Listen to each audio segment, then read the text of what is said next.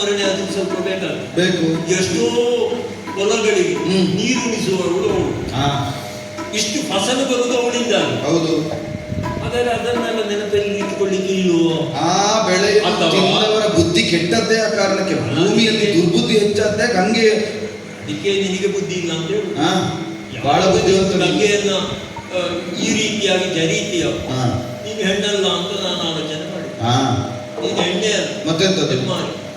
ಹೆಮ್ಮಾರಿ ಅವಳು ಹರಿತಾ ಇರೋಳು. ನೀನು ಯಾರ ಮೇಲೆ ನಿತ್ಯ ತೇಲಾಡುತ್ತೀಯ? ಅವಳು ಹೆಮ್ಮಾರಿ, ಮಹಾಮಾರಿ ಅಲ್ಲ. ಇದು ಯಾವ ಮಾರಿ ಆದ್ರೂ ಅದರಲ್ಲಿ ಒಮ್ಮೆ ಮುಳುಗಿ ಎದ್ರೆ ಮಾರಿತು ಎಲ್ಲ ಹೋಗಿ ಬಿಡ್ತದೆ. ಯಾರಲ್ಲಿ?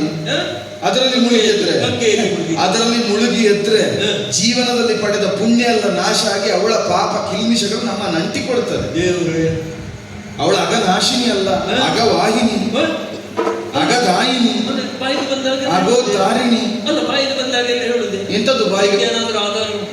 ಯಾವುದಕ್ಕೆ? ವಿಷಯ ನಿನ್ಗೆ ಯಾಕೆ ಕೊಡ್ಬೇಕು? ನೀನು ಗಂಗಪ್ಪ, ನೀನು ಗಂಗಪ್ಪನ. ಗಂಗಪ್ಪನ ಪ್ರಶ್ನೆ ಅಲ್ಲ, ನನಗೆ ಅನ್ನ ಕೊಡುವ ಅನ್ನದಾತೆ ಅವಳು, ಗೊತ್ತುಂಟ? ನಿನಗೆ ಈ ದುರ್ಬುದ್ಧಿ ಬಂದದ್ದೇ ಅವಳ ಮೇಲೆ ಓಡಾಡಿ. ಆಯ್ತಲ್ಲ, ಆಗ ಹೇಗೆ ಬಂದ? ನನ್ನ ನಮ್ಮೆಲ್ಲಿ ಗಟ್ಟಿ. ಹೌದು, ಬಿಡ್ಬೇಕು. ಅವಳು ತಾಗಕೂಡದು, ನನಗೆ ಅವಳ ಸ್ಪರ್ಶವಾಗಕೂಡದು. ಅಲ್ಲ, ಈಗ ನಾನು ಒಂದು ವೇಳೆ ನಿನ್ನನ್ನು ಇಲ್ಲಿ ಕೂರಿಸಿ ಕರ್ಕೊಂಡು ಹೋಗ್ತೇನೆ ಅಂತ ಹೇಳಿದೆ, ನೀನೇನು ಕೂರದೆ ಉಳಿಯುವುದಿಲ್ಲ. ಅರ್ಧ ದಾರಿಗೆ ತಲುಪಿದ ಮೇಲೆ ನಾನು ಏನು ಹೇಳಿದ್ದು ನೀನು ಕೇಳ್ತೇನೆ. ಹೌದು. ಆಗ ನೀರು ಸೋಕಿದ್ರೆ, ನನ್ನ ವ್ರತ ಎಷ್ಟು ತೀಕ್ಷ್ಣ ಅಂತ ಕೇಳಿದ್ರೆ, ನನ್ನ ಮೈಗೆ ಗಂಗೆಯ ಸ್ಪರ್ಶವಾಯಿತು ಅಂತಾದ್ರೆ ಪ್ರಾಣ ತ್ಯಾಗ ಮಾಡುತ್ತೇನೆ. ಒಳ್ಳೆ ಕೆಲಸ ಆಯ್ತಲ್ಲ. ಗಂಗಾ ಸ್ಪರ್ಶ ನನಗೆ ಮೃತ್ಯು, ಹೆಣ್ಮಕ್ಕಳಿಗೆ ಮಾರಿ ಗಂಗೆ.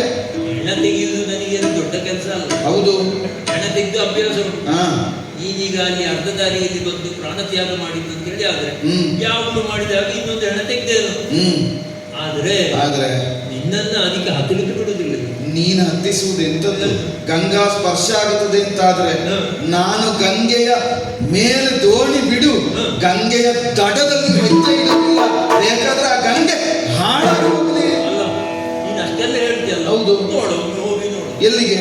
ನಾನು ಹತ್ತುವುದಿಲ್ಲ, ನಾನು ಗಂಗೆಯನ್ನು ಹುಟ್ಟುವುದಿಲ್ಲ. ಹತ್ತುವ ಪ್ರಶ್ನೆ ಅಲ್ಲ, ನಾನು ನಿನ್ನನ್ನು ಹತ್ತಿಸುವುದಿಲ್ಲ. ನಾನು ಹತ್ತುವುದಿಲ್ಲ, ನಾನು ಹತ್ತುವುದಿಲ್ಲ. ಬೇಡ, ಹೋಗ ಹೋಗ.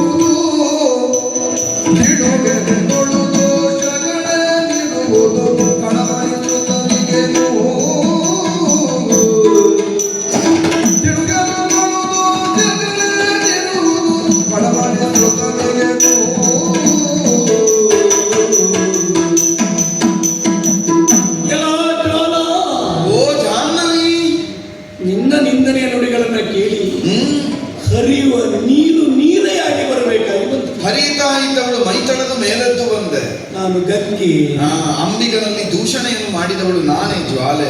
ಲೋಕದಲ್ಲಿ ಗುಣಗ್ರಾಹಿಗಳು ಬೇರೆ, ದೋಷಗ್ರಾಹಿಗಳು ಬೇರೆ. ಸರಿ, ನಿನ್ನೆಡೆಯಲ್ಲಿ ದೋಷವೇ ಪುರ ಕಾಣದ ಉಂಟು ನಿನ್ಗಲ್ವಾ? ಸರ್ವ ಗುಣಗಳನ್ನು ಯಾವ ಒಂದು ದೋಷ ನಿವಾರಿಸಿ ಕಳೆಯುತ್ತದೋ ಆಗ ದೋಷವನ್ನೇ ಗುರುತಿಸಬೇಕಾಗುತ್ತದೆ. ಮನಸ್ಥಿತಿ ಸರಿಯಿಲ್ಲದಿದ್ದಾಗ ಕೆಲವರಿಗೆ ದೋಷಗಳೇ ಕಾಣುವುದು. ಹಾಗಲ್ಲ, ಮನಸ್ಥಿತಿ ಅಂತಲ್ಲ.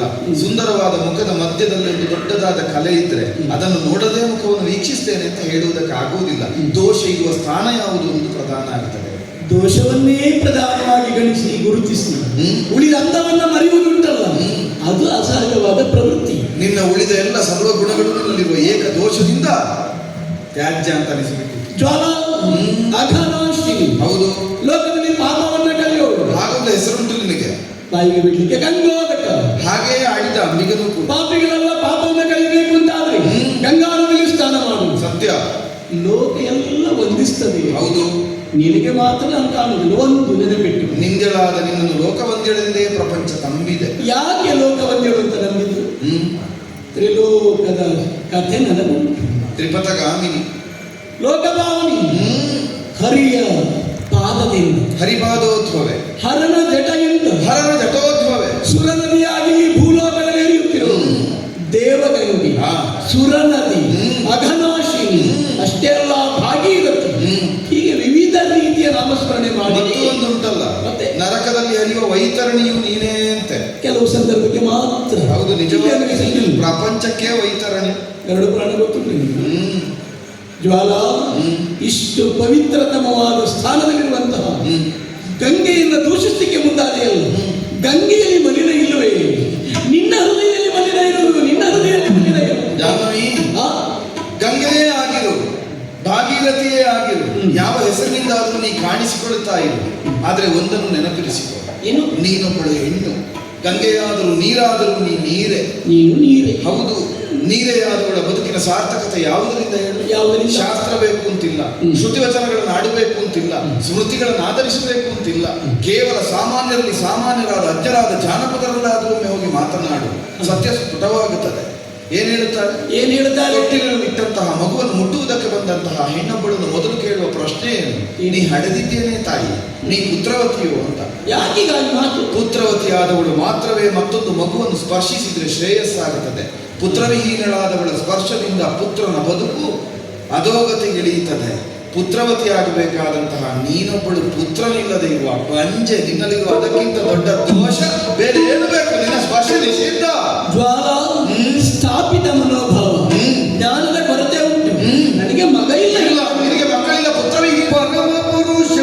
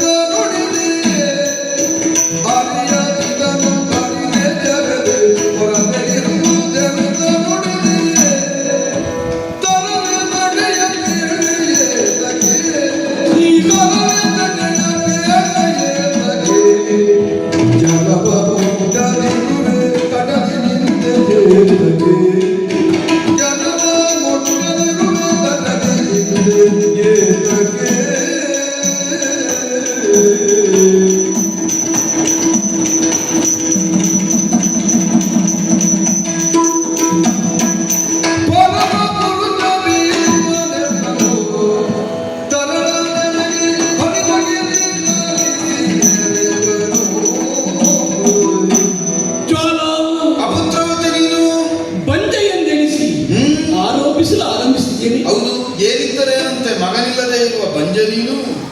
ಲೋಕಜ್ಞಾನ ಪೂರ್ಣ ಉಂಟು ಅಂತ ಮಾತನಾಡ್ತೀಯ. ಹೌದು, ಗಂಗೆಯನ್ನ ಬಂಜೆಯಿಂದ ಆರೋಪಿಸ್ತೀಯ. ಮತ್ತಿನೇನು? ಅವನೀರಾಣಿಯ ಉಭಯ ನಯನಗಳ ಉಪಾಧಿಲ್ಲ. ಸೂರ್ಯಕುಲ ಚಂದ್ರಕುಲ ಕೇಳಿದ್ದೇನೆ. ಚಂದ್ರವಂಶದಲ್ಲಿ ಆವಿರ್ಭಾವಗೊಂಡಂತ ಜನಿಸಿದಂತ ಪ್ರದೀಪ ಮಹಾರಾಜನ ಮಗ ಶಂತನ್ ಮದುವೆಯಾದದ್ದನ್ನು ಯಾರು ಗೊತ್ತ ನಿನಗೆ? ನಿನ್ನನ್ನೇ ಅಂತ ಕೇಳಿದ್ದೇನೆ. ಮದುವೆಯಾದ ಫಲವಾಗಿ ಹುಟ್ಟಿದ ಮಗ ಗಾಂಗೇಯ ಎಂಬ ಕಥೆ ಗೊತ್ತುಂಟ ನಿನಗೆ? ಯಾರದು? ಗಾಂಗೇಯ ಭೀಷ್ಮ. ತಂದೆ ಮಕ್ಕಳಿಗೆ ಮದುವೆ ಮಾಡಿಸಿದ. ಹೌದು, ಮಗನೇ ತಂದೆಗೆ ಮದುವೆ ಮಾಡಿಸಿದ. ದೇವವ್ರತ ಭೀಷಣವಾದ ಭಾಷಣ ಪ್ರತಿಜ್ಞೆ ಮಾಡಿದ್ದರು. ದೇವವ್ರತನಾದವನು ಭೀಷ್ಮ ಎಂಬ ವಿಧಾನಕ್ಕೆ ಸತ್ಪಾರ್ಥನಾದ. ಸರಿ, ಇಚ್ಛಾಮರಣಿಯಾದ ತಂದೆಯವರ ಅಂತಹ ಪರಮ ಪುರುಷ, ಯೋಗ್ಯತಾ ಸಂಪನ್ನ ಸತ್ಪುತ್ರನ ಪಡೆದಂತಹ ಗಂಗೆ ಹೇಗೆ ಬಂಜೆಂತ ಬೇಕಲ್ಲ? ಗಂಗಾ ಗಂಗಾ. ಹೌದು, ಅದರಿಂದಲೇ ನೀ ಗಂಗೆ ಅಂತೆ ಗಮಯತು.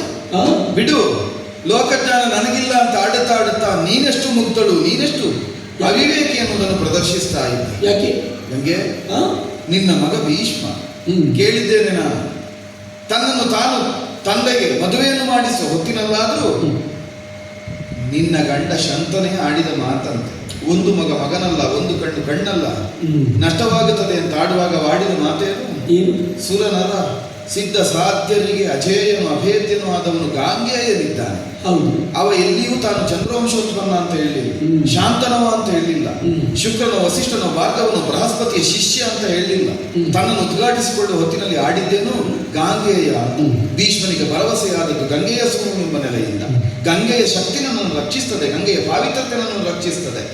ವಾತ ಸಂಭವನಾದ ಹನುಮಂತನಾದರೂ ಹಾಗೆ ಅಲ್ಲವಾದದ್ದು. ಗಗನ ಮಂಡಲದಲ್ಲಿ ಕಾಣುತ್ತಾ ಇದ್ದ ಅರ್ಕನನ್ನು ದ್ವಿಮಣಿಯನ್ನು ಮಣಿಯೆಂದು ಭ್ರಮಿಸದೆ ಹಣ್ಣೆಂದು ಭ್ರಮಿಸಿ ಅದನ್ನು ಪಡೆಯುವುದಕ್ಕೆ ಹೊರಟ ಹೊತ್ತಿನಲ್ಲಿ ಇಂದ್ರನ ವಜ್ರಾಘಾತವಾಯಿತು. ತತ್ಪರಿಣಾಮ ಏನಾಯಿತು? ಹನುಮಂತನಾದ. ಹೌದಾ? ಗುಹಾ ಮಧ್ಯದಲ್ಲಿ ಸೇರಿಕೊಂಡಂತಹ ವಾಯು ಸ್ತಂಭನವಾಗಿ ಲೋಕಸ್ತಂಭನವಾದ ಪರಿಣಾಮವಾಗಿ ಅವನಿಗೆ ಮರಳಿ ಜೀವನವೂ ಬಂತು, ಚಿರಂಜೀವತ್ವವೂ ಬಂತು, ವಜ್ರಕಾಯವೂ ಬಂತು. ಹಾಗಾದರೆ ಸಾಮಾನ್ಯನಾದ ಹನುಮಂತನಾಗಿ ವಜ್ರ ಶರೀರನಾದದ್ದು ತಂದೆಯ ವರ್ಚಸ್ಸಿನಿಂದ, ಸಾಮಾನ್ಯನಾದ ದೇವವ್ರತ ಭೀಷ್ಮನಾಗಿ ಭೀಷಣನಾದದ್ದು ಗಂಗೆಯ ವರ್ಚಸ್ಸಿನಿಂದ. ಪ್ರಪಂಚದಲ್ಲಿ ಉಳಿದವರನ್ನು ಬಿಡು, ಮತ್ತೆ ಆದಿಯ ಪ್ರಕರಣವನ್ನು ತೆಗೆದುಕೋ. ಅಯೋನಿಜೆಯಾಗಿ ಆದಿಯಲ್ಲಿ ಆದಿಶಕ್ತಿಯಾಗಿ ಜಗನ್ಮಾತೆಯಾಗಿ ಕಾಣಿಸಿಕೊಂಡವಳು. ಅವಳಿಗೆ ತನ್ನ ಹಡೆದ ತಾಯಿಯೋ ಪಡೆದ ತಂದೆಯೂ ಇಲ್ಲ, ಸ್ವಯಂಭೂ ತಾನೇ ಸೃಷ್ಟಿಕೊಂಡವಳು. ಆದರೆ ಅವಳನ್ನಾದರೂ ಪ್ರಪಂಚ ಗುರುತಿಸಿದ್ದು ಹೇಗೆ? ಅಮ್ಮ ಎಂಬ ನೆಲೆಯಿಂದ. ಹರಿಹರ ಬ್ರಹ್ಮರನ್ನು ತರಳರಾಗಿ ಪಡೆದ ಕಾರಣದಿಂದಲೇ ಅವಳು ಜಗತ್ತಿಗೆ ತಾಯಿ, ಮಾತೆಯಾದಳು. ಗಾಂಗೆಯನಿದ್ದರಷ್ಟೇ ನೀ ಗಂಗೆ, ಗಾಂಗೆಯನಿಲ್ಲದೆ ನೀ ಗಂಗೆಯಲ್ಲ. ಪುತ್ರನಾದ ಭೀಷ್ಮನಿರುವಲ್ಲಿವರೆಗೆ ಮಾತ್ರ ನೀನು ಪುತ್ರವತಿ, ಭೀಷ್ಮನಿಲ್ಲದೆ ಇದ್ರೆ ನೀ ಪುತ್ರವತಿ ಅಲ್ಲ. ಯಾಕೆ? ನನಗೆ ಪ್ರಕರಣವೇ ಗೊತ್ತು. ಏನಾಗಿದೆ? 18 ದಿನಗಳ ಕಾಲ ನಡೆದಂತಹ ಸುದೀರ್ಘವಾದ ಕುರುಕ್ಷೇತ್ರ ನಾಮಕವಾದ ಸಂಗ್ರಾಮ. ಪಾಂಡವರಿಗೆ ಕೌರವರಿಗೂ ನಡೆದ ಸಂಗ್ರಾಮದಲ್ಲಿ ಕೌರವ ಪ್ರಾತಿನಿಧ್ಯವನ್ನು ಹೊಂದಿ ಬಂದವನು ನಿನ್ನ ಮಗ ಭೀಷ್ಮ. ಅವನಿಗೆ ಮುಖಾಮುಖಿಯಾಗಿ ನಿಂತವನು ಯಾರು ಗೊತ್ತಾ? ಯಾರು? ಶಶಿವಂಶದಲ್ಲಿ ಕಾಣಿಸಿಕೊಂಡವ ಧರ್ಮರಾಯನಿಗೆ ತಮ್ಮ ಕುಂತಿಯ ಸೂನು ಪಾರ್ಥ, ಅರ್ಜುನನ ಮುಖ. ಕಾಳವನ್ನು ಬರೆ ಮಾಡಿದ್ದಲ್ಲ, ಇಚ್ಛಾಮರಣಿಯಾದಂತಹ ಭೀಷ್ಮನಿಗೆ ಮರಣದ ಇಚ್ಛೆ ಹುಟ್ಟುವಂತೆ ಮಾಡಿ ಸಾವಿರ ಶರಗಳನ್ನು ಕೂರಂಬುವಿನಿಂದ ಶರ ತಲ್ಪವನ್ನು ನಿರ್ಮಾಣ ಮಾಡಿ ಒಂದು ಶರ ದೇಹಕ್ಕೆ ನಾಟಿದ್ರಾಗುವ ಹಿಂಸೆ ಎಷ್ಟು ಅಂತ ನೀ ತಿಳಿದವಳು. ಸಾವಿರ ಶರಗಳು ನಾಟುವಂತೆ ಮಾಡಿ ಹಿಂಸೆಯಿಂದ ಸಾವು ತನಗೆ ಯಾಕೆ ಬರಬಾರದು, ಸಾವು ನನಗೆ ಬೇಕು, ಸಾವೇ ಬೇಡವೆಂದು ಭಾವಿಸಿ ಬದುಕಿದ ಭೀಷ್ಮನ ಬದುಕಿನಲ್ಲಿ ಸಾವನ್ನು ಬೇಡಿ ಪಡೆಯುವಂತೆ ಮಾಡಿದ ಕ್ರೂರ ಪಾತಕಿ ನರ ನಿನ್ನ ಮಗ ಭೀಷ್ಮನನ್ನು ಕೊಂದ. ನೀ ಬಂಜೆ ಶುಕ್ರ ನೀತಿಯನ್ನ ಬೃಹಸ್ಪತಿ ನೀತಿಯನ್ನ ಸಮನ್ವಯಗೊಳಿಸಿದ. ವಸಿಷ್ಠರಿಂದ ಪರಶುರಾಮನಿಂದ ಶುಕ್ರನಿಂದ ಬೃಹಸ್ಪತಿಯಿಂದ ವಿದ್ಯೆಯಿಂದ ಕಲಿತ ಪರಶುರಾಮನ ಶಿಷ್ಯ ಭೀಷ್ಮ. ಈ ಸ್ಥಿತಿ ಭೀಷ್ಮನಿಂದ ಭೀಷ್ಮನನ್ನು ಕೊಂದ. ಯಾರು ಕಲಿತದ್ದು? ಅರ್ಜುನ.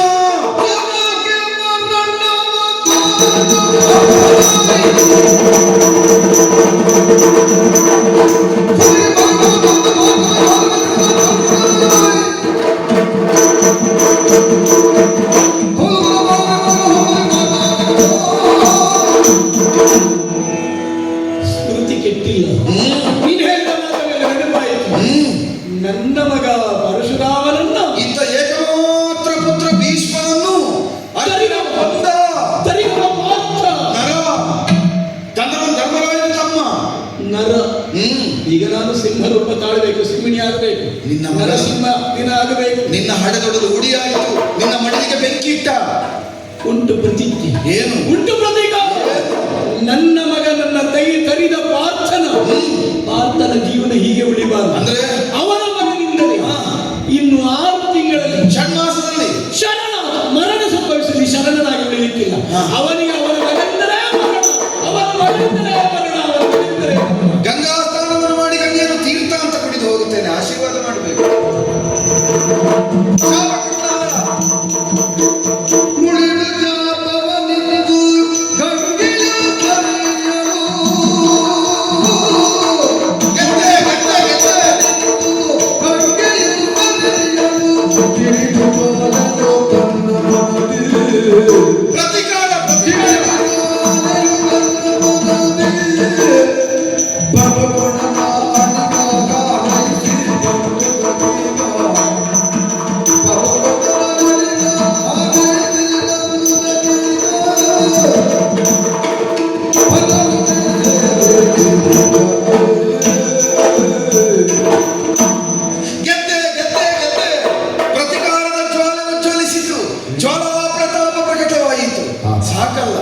ಮುಳಿದು ಗಂಗೆಯು ಶಪಿಸಿದಳಲ್ಲ ಅರ್ಜುನನನ್ನು.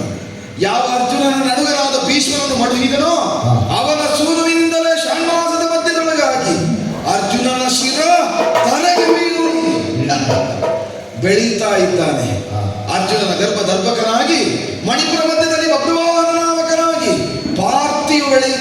ಮಾಡ್ತಾನೆ.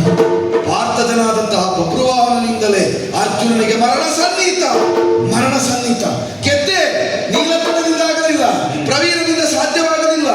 ಹುತವಾಹನನೇ ಸೋತ ಮೇಲೆ ಒಬ್ಬಳು ಹೆಣ್ಣಾದ ಜ್ವಾಲೆಯಿಂದ ಪಾರ್ಥನ ಹಗೆತನವನ್ನು ಸಿದ್ಧಿಸಿದೆ. ಇನ್ನೇ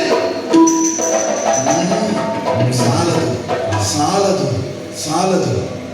ನನ್ನ ರಸ 1000 ಬಾರಿ ಹೇಳಿದ್ದಾನೆ. ನನ್ನ ಅಳಿಯ ಅರ್ಜುನ, ನನ್ನ ಅಳಿಯ ಅಗ್ನಿ ಅರ್ಜುನನ ಕುರಿತಾಗಿ 1000 ಸಲ ಹೇಳಿದ್ದಾನೆ. ಏನು ಹೇಳಿದ್ದಾನೆ? ಶ್ರೀನಿವಾಸನ ದಯೆ ಉಂಟಲ್ಲ. ಗಂಗಾ ಶಾಪದ ಪ್ರಕರಣ ತಿಳಿಯಿತು ಅಂತಾದ್ರೆ ಅರ್ಜುನನ್ನು ರಕ್ಷಿಸುವುದಕ್ಕೆ 1000 ದಾರಿಯನ್ನು ತೋರಿಯ. ಗಂಗೆಯ ಶಾಪ ಮಾತ್ರ. ಶಾಪ ಫಲಿಸಬೇಕು ಅಂತಾದ್ರೆ ಸಾಧನ ಬೇಡ. ಕೇವಲ ವಾಕ್ಯಗಳು ಸತ್ಯವಾಗುವುದು ಹೇಗೆ? ಅದಕ್ಕೊಂದು ಮಾಧ್ಯಮ ಬೇಡ. ಹಗಲಲ್ಲದ, ರಾತ್ರಿಯಲ್ಲದ, ಒಳಗಲ್ಲದ, ಹೊರಗಲ್ಲದ, ಪ್ರಾಣಿಯಲ್ಲದ, ಮನುಷ್ಯನಲ್ಲದ, ಆಯುಧಗಳೇ ಸಲ್ಲದ ರೀತಿಯಲ್ಲಿ ನನಗೆ ಮರಣ ಬರಲಿ ಅಂತ ಅನೂಹ್ಯವಾದ ಅಪೂರ್ವವಾದ ವರವನ್ನು ಪ್ರಾರ್ಥಿಸಿ ಬೇಡಿದಂತಹ ಹಿರಣ್ಯ ಕಶ್ಯಪನಿಗಾದರೂ ಮರಣ ಸಂಪನ್ನವಾದದ್ದು ವಿಷ್ಣುವಿನಿಂದ ಹೌದಾದರೂ ಮಾಧ್ಯಮ ಕಂಬ, ತೋರಿದ ರೂಪ ನರಸಿಂಹ. ಹಾಗಾದ್ರೆ ಸಾಧನವಿಲ್ಲದೆ ಸಾಧನೆ ಸಾಧ್ಯ ಇಲ್ಲ. ಯಾವುದಿದ್ರೂ ಸಾಧನೆಗೊಂದು ಸಲಕರಣೆ ಬೇಕು. ಗಂಗೆಯ ಶಾಪ ಸತ್ಯವಾದೀತು. ಶಾಪ ಸತ್ಯವಾಗಿಸುವುದಕ್ಕೆ ಮಾಧ್ಯಮ ಹೇಗೆ? ಬೇಕಲ್ಲ. ಬಭ್ರುವಾಹನನಿಂದ ಪಾರ್ಥನ ಕರಳ ನರಿಯಬೇಕು ಅಂತಾದ್ರೆ ಪಾರ್ಥನ ಕೊರಳರಿಯುವುದಕ್ಕೊಂದು ಶರ ಬೇಡ. ಆ ಶರವೇ ನಾನಾಗಬೇಕು. ಶರವಾಗುವ ಬಗೆ ಹೇಗೆ?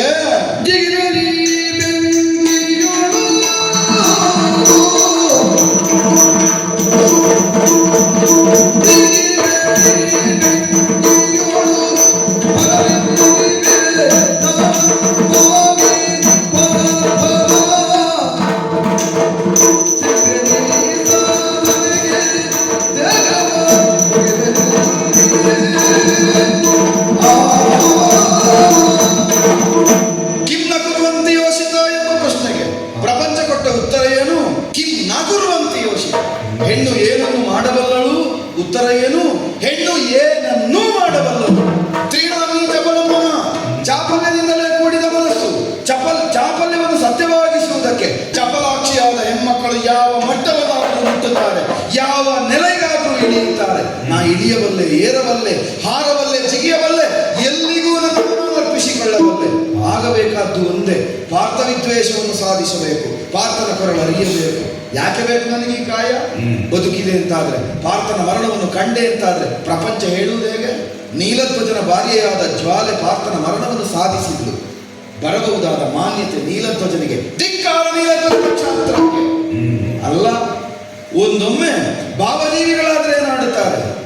ಸಮರಭೂಮಿಯಲ್ಲಿ ತನ್ನ ಪ್ರಾಣವನ್ನು ಅರ್ಪಿಸಿದ ಪ್ರವೀರನ ಜನನಿಯಲ್ಲೋ ಸಾಧಿಸಿದ್ದು, ಪುತ್ರ ಶೋಕದಿಂದ ಸಾಧಿಸಿದ್ದು. ಗಂಡಾದ ಪ್ರವೀರನಿಗೆ ಮಾನ್ಯತೆ ಹೋಗುತ್ತದೆ, ಸತ್ತ ಪ್ರವೀರನಿಗೆ ಧಿಕ್ಕಾರ. ಬೇಡ ನನಗೆ ಮಗನೆಂಬ ವ್ಯಾಮೋಹ ಅಲ್ಲ. ಅಗ್ನಿಯ ಕೃಪೆಯಿಂದಲೇ ತನ್ನ ಮಗಳನ್ನು ಅಗ್ನಿಗೊಪ್ಪಿಸಿದ ಕಾರಣದಿಂದಲೇ, ಅಗ್ನಿಯ ತೇಜಸ್ಸು ಜ್ವಾಲೆಯಲ್ಲಿ ಹೊಡೆದ ಕಾರಣದಿಂದಲೇ ಜ್ವಾಲೆ ದ್ವೇಷವನ್ನು ಸಾಧಿಸಿದೆಂಬ ಕೀರ್ತಿ ಅಳಿಯದೇ ಇರುವ ಅಳಿಯನಾದ ಅಗ್ನಿಗೆ ಹೋಗುತ್ತದೆ. ಅಗ್ನಿಯ ತೇಜಸ್ಸಿಗೆ ಧಿಕ್ಕಾರ. ಬೇಡ ನನಗೆ ಕ್ಷಾತ್ರ ಬೇಡ, ಪ್ರೀತಿ ಬೇಡ, ಮಮತೆ ಬೇಡ, ವಾತ್ಸಲ್ಯ ಬೇಡ, ಯಾವುದೂ ಬೇಡ. ಜ್ವಾಲೆಯ ಸಾಧನೆಗೆ ಜ್ವಾಲೆಯೇ ಸಾಧನವಾಗಬೇಕು. ಜ್ವಾಲೆಯ ದೇಶ ಸಾಧನೆಯನ್ನು ಪೂರ್ಣ ಮಾಡುವುದಕ್ಕೆ ಜ್ವಾಲೆಯೇ ಮಾಧ್ಯಮಗಳಾಗಬೇಕು. ಕಾಣುತ್ತಾ ಇರುವ ಇದೇ ಗಂಗಾದ ಕೂಲದಲ್ಲಿ ಅಗ್ನಿಸ್ಥಾಪನೆಯನ್ನು ಮಾಡಿದ್ದೇನೆ. ನಾನು ಜ್ವಾಲೆ, ಉರಿತಾ ಇರುವುದು ಜ್ವಾಲೆ. ಸಂಕಲ್ಪದಿಂದ ಸೃಜಿಸಿದ ಅಗ್ನಿ ನನ್ನ ಅಳಿಯನಾದರೂ ಆಹುತಿಯನ್ನು ಕೊಳ್ಳೆ ತಾಡ ಕೂಡದು, ಆಡಲಾಗದು. ಯಾಕೆ? ನನ್ನೊಳಗುರಿಯುತ್ತಾ ಇರುವ ದ್ವೇಷದ ಜ್ವಾಲೆಯ ಮುಂದೆ ಅಗ್ನಿಯ ಜ್ವಾಲೆಯು ತಣ್ಣಗಾಗಲೇಬೇಕು. ನನ್ನ ದ್ವೇಷದ ಜ್ವಾಲೆಯ ಪ್ರತೀಕವಾಗಿ ಅಗ್ನಿ ಉರಿಯುತ್ತಾ ಇದ್ದೇನೆ. ಉರಿಯುತ್ತಾ ಇರುವ ಅಗ್ನಿಯೊಳಗೆ ಇಳಿಯುತ್ತೇನೆ. ಇಳಿದ ಮೇಲೆ ಬೂದಿಯಾಗುತ್ತೇನೆ. ಬೂದಿಯಾದ ಮೇಲೆ ಮತ್ತೆ ಶರವಾಗುತ್ತೇನೆ. ಉರಿ ಶರವಾಗುತ್ತೇನೆ, ಶರ ಗುರಿಯಾಗುತ್ತೇನೆ. ಉರಿ ಶರವಾಗಿ ಮಣಿಪುರದ ಬಭ್ರುವಾಹನನ ಬತ್ತಳಿಕೆಯನ್ನು ಸೇರಿಕೊಂಡು 6 ತಿಂಗಳೊಳಗಾಗಿ ಅಲ್ಲ, ಯಾವ ದೀಕ್ಷೆಯಿಂದ ಮಾಹಿಷ್ಮತಿಯನ್ನು ಪ್ರವೇಶ ಮಾಡಿದ್ದಾರೋ ಅವರ ಅಶ್ವಮೇಧ ಪೂರ್ಣವಾಗುವ ಮೊದಲು, ಅಶ್ವಮೇಧಕ್ಕೆ ಧರ್ಮರಾಯ ಪೂರ್ಣಾಹುತಿಯನ್ನು ನೀಡುವ ಮೊದಲು ಪಾರ್ಥನಾಹುತಿಯನ್ನು ಸಂಪಾದಿಸಿ ಹೆಣ್ಣೊಬ್ಬಳು ಏನನ್ನಾದರೂ ಸಾಧಿಸ್ತಾಳೆಂಬುದನ್ನು ತೋರಿಸಿಕೊಡುತ್ತೇನೆ. ಜ್ವಾಲಾ